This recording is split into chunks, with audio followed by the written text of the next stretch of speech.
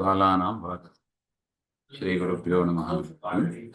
ಹಿಂದೆ ನೋಡಿದಂತೆ ಆ ಆ ವ್ಯಾಪ್ತಿ, ನ್ಯಾಯಿಕರ ಮತ ಪ್ರಕಾರ ವ್ಯಾಪ್ತಿಯ ವಿಭಾಗವನ್ನು ಹೇಳಿ ಅದರಲ್ಲಿ ಬರುವ ಪರೀಕ್ಷೆ ಮಾಡಿ ಅದರಲ್ಲಿ ಬರತಕ್ಕ ವಿಚಾರವನ್ನ ಅಂದ್ರೆ ನ್ಯೂನತೆಗಳನ್ನ ಹೇಳಿ ಸಿದ್ಧಪಡಿಸಿದ್ರು ಹಾಗೆ ಅಂತ. ಅದರಿಂದ ಆತರ ವಿಭಾಗ ಮಾಡಬಾರದು ಹಾಗೆ ಅಂತ. ಮತ್ತೆ ಪುನಃ ಅನುಮಾನ ವಿಭಾಗ ಅಂತ ಅನುಮಾನ ವಿಭಾಗವನ್ನ ಮಾಡ್ತಾರೆ. ಪುನಃ ಅನುಮಾನ ದ್ವಿವಿಧಂ ಹಾಗೆ ಅಂತ. ಅಂದ್ರೆ ಸ್ವಾರ್ಥಂ ಪರಾರ್ಥಂ ಚೈತಿ ಹಾಗೆ ಅಂತ. ಸ್ವಾರ್ಥ ಅನುಮಾನ, ಪರಾರ್ಥ ಅನುಮಾನ ಹಾಗೆ. ಆಯ್ತಪ್ಪ.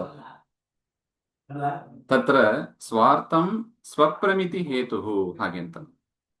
ಅಂದ್ರೆ ಸ್ವಾರ್ಥ ಅನುಮಾನ ಯಾವಾಗ ಬಳಸ್ತೀವಿ ಹಾಗೆಂದ್ರೆ ಸ್ವಪ್ರಮಿತಿ ಹೇತು, ತನಗೆ ಜ್ಞಾನ ಉತ್ಪಾದನೆ ಮಾಡುವುದಕ್ಕೆ ಯಾವುದು ಕಾರಣವಾಗಿದೆಯೋ ಅದು ಅಂತ ಅರ್ಥ.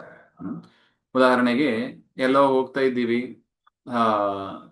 ಧೂಮವನ್ನ ನೋಡ್ತೀವಿ, ಆಗ ಇಲ್ಲಿ ಅಗ್ನಿ ಇದೆ ಹಾಗೆ ಅಂತ ನಾವು ಯಾರಿಗೂ ಹೇಳಕ್ ಹೋಗೋದಿಲ್ಲ.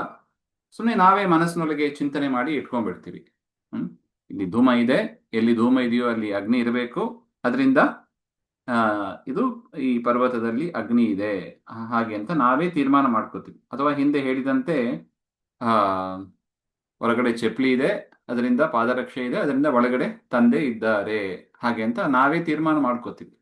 ಅನುಮಾನ ಪ್ರಯೋಗ ಅಂತ ಶಬ್ದ ಮುಖಾಂತರ ಏನು ಹೇಳಿಕ್ ಹೋಗೋದಿಲ್ಲ. ಪರ್ವತ, ವನ್ಯಮಾನ್, ಧೂಮಾತ್ ಅಂತ ಶಬ್ದ ಪ್ರಯೋಗ ಮಾಡೋದಿಲ್ಲ, ನಾವೇ ಮನಸ್ಸೊಳಗೆ ತಿಳ್ಕೊಂಡು ಮಾಡ್ತೀವಿ ಹಾಗೆ ಅಂತ. ನೋಡಿ ಅದನ್ನ ಹೇಳ್ತಾ ಇದ್ದಾರೆ. ಸ್ವಯಮೇವ ಭೂಯೋ ದರ್ಶನೇನ, ತಾನೇ ಮತ್ತೆ ಮತ್ತೆ ನೋಡಿರ್ತೀವಿ. ಮಹಾನಸಾದೋ, ಅಡಿಗೆ ಮನೆ ಮುಂತಾದ ಕಡೆ ನೋಡಿರ್ತೀವಿ. ಎಲ್ಲಿ ಧೂಮ ಇದೆಯೋ ಅಲ್ಲಿ ಅಗ್ನಿ ಇದೆ ಹಾಗೆ ಅಂತ. ಯತ್ರ ಧೂಮಃ ತತ್ರ ಅಗ್ನಿ ಇದೆ ವ್ಯಾಪ್ತಿಂ ಗೃಹೀತ್ವಾ. ಅದರಿಂದ ಮೊದಲು ನಮಗೆ ವ್ಯಾಪ್ತಿಯನ್ನ ಮೊದಲೇ ಗ್ರಹಣ ಮಾಡಿ ಇಟ್ಟಿರ್ತೀವಿ. ಯಜ್ಞಶಾಲೆಯಲ್ಲಿ ಆದಿಪದ ಇದೆ, ಮಹಾನಸಾದೌ ಅಂತ ಇದೆ ನೋಡಿ. ಅಡಿಗೆ ಮನೆಯಲ್ಲಿ, ಯಜ್ಞಶಾಲೆಯಲ್ಲಿ, ಆತರ ಅನೇಕ ಕಡೆ ನಾವು ನೋಡಿ ವ್ಯಾಪ್ತಿಯನ್ನ ಫಸ್ಟ್ ಗ್ರಹಣ ಮಾಡ್ಕೋತೀವಿ. ಧೂಮ ಇದ್ದಲ್ಲಿ ಅಗ್ನಿ ಇರಬೇಕು ಹಾಗೆಂತ ವ್ಯಾಪ್ತಿಯನ್ನ ಗ್ರಹಣ ಮಾಡಿ ವ್ಯಾಪ್ತಿಂ ಗೃಹೀತ್ವ ತದನಂತರಂ, ಆಮೇಲೆ ಪರ್ವತ ಸಮೀಪಂ ಗತಃ, ಯಾವುದೋ ಒಂದು ಪರ್ವತ ಸಮೀಪಕ್ಕೆ ಹೋಗಿ ತದ್ಗತೇಚ ಅಗ್ನೌ ಸಂದಿಹಾನಃ, ಅಲ್ಲಿ ಅಗ್ನಿ ಇದೆಯೋ ಇಲ್ಲವೋ ಅಂತ ನಮಗೆ ಸಂಶಯ ಬರ್ತದೆ. ಪರ್ವತ ಯಾಕೆ ಪರ್ವತೆ ಧೂಮಂ ಪಶ್ಯನ್, ಅಲ್ಲಿ ಧೂಮ ಕಾಣಿಸ್ತಾ ಇದೆ, ಹೊಗೆ ಕಾಣಿಸ್ತಾ ಇದೆ. ಪರ್ವತೆ ಧೂಮಂ ಪಶ್ಯನ್, ಪರ್ವತದಲ್ಲಿ ಧೂಮವನ್ನು ನೋಡಿದಾಗ ಸಂದೇಹ ಬರುತ್ತದೆ. ಆಗ ನಮಗೆ ವ್ಯಾಪ್ತಿ ಸ್ಮರಣೆ ಆಗ್ತದೆ. ವ್ಯಾಪ್ತಿಂ ಸ್ಮರತಿ, ಆಗ ನಮಗೆ ವ್ಯಾಪ್ತಿ ಸ್ಮರಣೆ ಆಗ್ತದೆ. ಯಾಕೆ ಮಹಾನಸ, ಅಡಿಗೆ ಮನೆ ಮುಂತಾದ ಕಡೆ ಅನೇಕ ಬಾರಿ ನೋಡಿದ್ದೀವಿ, ಧೂಮ ಇದ್ದ ಕಡೆ ಅಗ್ನಿ ಇರಬೇಕು ಅಂತ ವ್ಯಾಪ್ತಿ ಸ್ಮರಣೆ ಆಗ್ತದೆ. ರೀಕಲೆಕ್ಟ್ ಮಾಡ್ಕೋತಾನೆ. ಯತ್ರ ಧೂಮಃ ತತ್ರ ಅಗ್ನಿ ಇತಿ ವ್ಯಾಪ್ತಿಂ ಸ್ಮರತಿ, ವ್ಯಾಪ್ತಿಯನ್ನು ರೀಕಲೆಕ್ಟ್ ಮಾಡಿಕೊಂಡು ತದನಂತರಂ, ಆಮೇಲೆ ಪರ್ವತ ಸಮೀಪಂ ಗತಸ್ಯ, ಪರ್ವತ ಸಮೀಪಕ್ಕೆ ಹೋದವನಿಗೆ ವನ್ಯವ್ಯಾಪ್ಯ ಧೂಮವಾನ್ ಅಯಂ ಪರ್ವತಃ, ಇದು ಪರ್ವತ ನೋಡಿ. ಪಕ್ಷಧರ್ಮದ ವ್ಯಾಪ್ತಿ ಬಂದ ಕೂಡಲೇ ಪಕ್ಷದಲ್ಲಿ ಸಾಧ್ಯ ನಿಶ್ಚಯ ಆಗ್ತದೆ ನೋಡಿ. ಹೇಗೆ? ವನ್ಯವ್ಯಾಪ್ಯ ಧೂಮವಾನ್, ವನ್ನಿಯಿಂದ ವ್ಯಾಪ್ಯವಾದ ಧೂಮ ಉಳ್ಳದ್ದು, ವ್ಯಾಪ್ಯವಾದ ವನ್ನಿಯಿಂದ ಕೂಡಿದ್ದು ಇದು ಅಂತ ಅಂತ ವನ್ಯವ್ಯಾಪ್ಯ ಧೂಮ ಉಳ್ಳದ್ದು ಈ ಪರ್ವತ ಆಗಿದೆ ಹಾಗೆ ಅಂತ. ಜ್ಞಾನಂ ಉತ್ಪದ್ಯತೆ, ಅವನಿಗೆ ಜ್ಞಾನ ಉತ್ಪಾದನೆ ಆಗ್ತದೆ. ಇದು ಯಾರು ಬಾಯಿ ಬಿಟ್ಟು ಏನು ಹೇಳಿಲ್ಲ, ಯಾರಿಗೂ ಮನಸ್ಸೊಳಗೆ ಆಗತಕ್ಕ ಚಿಂತನೆ ಇದು. ತತ್ ಸ್ವಾರ್ಥ ಅನುಮಾನಂ, ಇದನ್ನ ಸ್ವಾರ್ಥ ಅನುಮಾನ ಅಂತ ಕರಿತೀವಿ. ಅಯಂ ಲಿಂಗ ಪರಾಮರ್ಶ ಇತ್ಯುಚ್ಯತೆ, ಇದನ್ನ ಲಿಂಗ ಪರಾಮರ್ಶ, ಲಿಂಗದಿಂದ ವನ್ಯವ್ಯಾಪ್ಯ ಧೂಮವಾನ್ ಅಯಂ ಅಂತ ನಾವು ವಿಚಾರ ಏನ್ ಮಾಡಿ ತಿಳ್ಕೋತೀವಿ ಮನಸ್ಸೊಳಗೆ, ಅದನ್ನ ಲಿಂಗ ಪರಾಮರ್ಶ ಅಂತ. ಮನಸ್ಸೊಳಗೆ ಆಗತಕ್ಕ ವಿಚಾರ ಇದು ಲಿಂಗ ಪರಾಮರ್ಶ ಇತ್ಯುಚ್ಯತೆ. ತಸ್ಮಾತ್ ವನ್ಯಮಾನ್ ಇತಿ ಜ್ಞಾನಂ ಉತ್ಪದ್ಯತೆ, ಅದರಿಂದ ಫಲಿತಾಂಶ ಏನು? ಈ ಪರ್ವತ ವನ್ನಿ ಉಳ್ಳದ್ದಾಗಿದೆ ಹಾಗೆ ಅಂತ ಜ್ಞಾನ ನಮಗೆ ಉತ್ಪಾದನೆ ಆಗ್ತದೆ ಹಾಗೆ. ಇದು ಸ್ವಾರ್ಥ ಅನುಮಾನ. ಇನ್ನು ಪರಾರ್ಥ ಅನುಮಾನ. ಪರಾರ್ಥ ಅನುಮಾನ ಆಗಬೇಕು ಅಂದ್ರೆ ವಾಕ್ಯ ಪ್ರಯೋಗ ಮಾಡಬೇಕು. ಪರಾರ್ಥ ಅಂದ್ರೆ ಏನು? ಪರ ಅಂದ್ರೆ ಬೇರೆಯವರು, ಇನ್ನೊಬ್ಬರಿಗಾಗಿ ನಾವು ಹೇಳೋದು. ಯಾರೋ ನಮ್ಮ ಜೊತೆಗೆ ಯಾರೋ ಬಂದಿರ್ತಾರೆ, ನೋಡಪ್ಪ ಇಲ್ಲಿ ಪರ್ವತ ಧೂಮ ಕಾಣಿಸ್ತಾ ಇದೆ, ಧೂಮ ಇರೋದರಿಂದ ವ್ಯಾಪ್ತಿಯ ಸ್ಮರಣೆ ಮಾಡಿಕೊಂಡು ವಾಕ್ಯ ಪ್ರಯೋಗ ಮಾಡ್ತೀವಿ. ಪರ್ವತಃ ವನ್ನಿಮ, ನೋಡು ಪರ್ವತ ವನ್ನಿ ಉಳ್ಳದ್ದಾಗಿದೆ, ವಾಕ್ಯದಿಂದ ಹೇಳ್ತಾನೆ. ಯಾಕೆ? ಧೂಮ ಕಾಣ್ತಾ ಇರುವುದರಿಂದ ಅಂತ ಅನುಮಾನ ಪ್ರಯೋಗ ಮಾಡಿ ಹೇಳಿದ್ರೆ ಅದನ್ನ ಹೇಳ್ತಾ ಇದ್ರು ನೋಡಿ.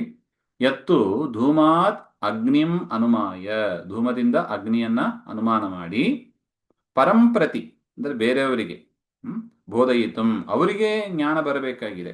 ಹ್ಮ್? ಪರಂ ಪ್ರತಿ ಬೋಧಯಿತುಂ ಪಂಚ ಅವಯವ ವಾಕ್ಯಂ. ಅನುಮಾನ ಆಗಬೇಕು ಅಂದ್ರೆ ಪಂಚ ಅವಯವ ಇರಬೇಕು. ಅದೇನಂತ ಮುಂದೆ ಹೇಳ್ತಾರೆ. ಪರ್ವತಃ ವನ್ಯಮಾನ್ ಧೂಮಾತ್ ಮಹಾನಸವತ್ ಅಂತ ಈ ತರ ಪ್ರಯೋಗ ಅಲ್ಲಿ ಕೊಟ್ಟಿದ್ದಾರೆ ನೋಡಿ. ಯೋ ಯೋ ಧೂಮವಾನ್ ಸಹ ಸಹ ಅಗ್ನಿಮಾನ್. ಯಾವ್ಯಾವುದು ಧೂಮ ಉಳ್ಳದ್ದಾಗಿದೆಯೋ ಅದು ಅಗ್ನಿ ಉಳ್ಳದ್ದೇ ಆಗಿದೆ ಅಂತ ವ್ಯಾಪ್ತಿಯನ್ನು ಹೇಳಿ, ಯಥಾ ಮಾನಸ ಮಹಾನಸಃ ಅಡಿಗೆ ಮನೆಯಲ್ಲಿ ನಾವು ನೋಡಿದ್ದೀವಿ ಅದರಂತೆ, ತಥಾಚ ಅಯಂ ಇಲ್ಲೂ ಕೂಡ ಅದೇ ರೀತಿಯಾಗಿಯೇ. ಅಂದ್ರೆ ಏನು? ಇಲ್ಲೂ ಕೂಡ ಧೂಮ ಇದೆ, ಅದರಿಂದ ಇಲ್ಲೂ ಕೂಡ ಅಗ್ನಿ ಇರಬೇಕು. ತಸ್ಮಾತ್ ಆ ಕಾರಣದಿಂದ ಇದು ವನ್ಯ ಉಳ್ಳ ಪರ್ವತ ಆಗಿದೆ. ಹಾಗೆ ಅಂತ ಇಷ್ಟು ವಾಕ್ಯವನ್ನ ಹೇಳ್ತೀವಿ ನೋಡಿ. ಇದು ಕೋರ್ಟಲ್ಲಿ ಕೊಟ್ಟಿದ್ದಾರೆ ನೋಡು. ಪರ್ವತೋ ವನ್ಯಮಾನ್ ಧೂಮವತ್ವಾತ್ ಯೋ ಯೋ ಧೂಮವಾನ್ ಸಹ ಸಹ ಅಗ್ನಿಮಾನ್ ಯಥಾ ಮಹಾನಸಃ ತಥಾ ಚ ಅಯಂ ತಸ್ಮಾತ್ ತಥಾ. ಹಾಗೆ ಇದು ಇಷ್ಟು ಪ್ರಯೋಗವನ್ನ ಪರಂಪ್ರತಿ ಬೇರೆಯವರಿಗಾಗಿ ಹೇಳ್ತಾನೆ. ಅನೇನ ಪ್ರತಿಪಾದಿತಾತ್ ಲಿಂಗಾತ್ ಪರಹ ಅಪಿ ಅಗ್ನಿ ಪ್ರತಿಪತ್ತಿ. ಇದರಿಂದ ಏನಾಯ್ತು? ಈ ವಾಕ್ಯ ಪ್ರಯೋಗ ಮಾಡಿದ್ರಿಂದ ಬೇರೆಯವರಿಗೂ ಕೂಡ ಅಗ್ನಿಯ ಜ್ಞಾನ ಬರ್ತದೆ. ವಿಚಾರ ಮಾಡಿದಾಗ ತಮಗೇ ಬರುತ್ತದೆ, ಅದು ಸ್ವಾರ್ಥ ಅನುಮಾನ. ಈ ರೀತಿಯಾಗಿ ಅನುಮಾನ ವಾಕ್ಯವನ್ನು ಹೇಳಿ ಬೇರೆಯವರಿಗೆ ಅಗ್ನಿಯ ಜ್ಞಾನ ಉತ್ಪಾದನೆ ಮಾಡಿದರೆ ಅದು ಪರಾರ್ಥ ಅನುಮಾನ. ಏತದೇವ ಪರಾರ್ಥ ಅನುಮಾನ ಇತ್ಯುಚ್ಯತೆ. ಹಾಗೆ ಇನ್ನು ಪಂಚ ಅವಯವ ಅಂತ ಹೇಳಿದ್ದೀವಿ, ಅದನ್ನ ಅನುಮಾನ ಅವಯವ ಅಂತ ಹೇಳ್ತಾರೆ. ಅದನ್ನ ಮತ್ತೆ ನೋಡೋಣ. ಶ್ರೀಮಧ್ವಾಂತರ್ಗತ ಶ್ರೀಕೃಷ್ಣ ಅರ್ಪಣಮಸ್ತು. ಶ್ರೀ ಹರೇ ನಮಃ.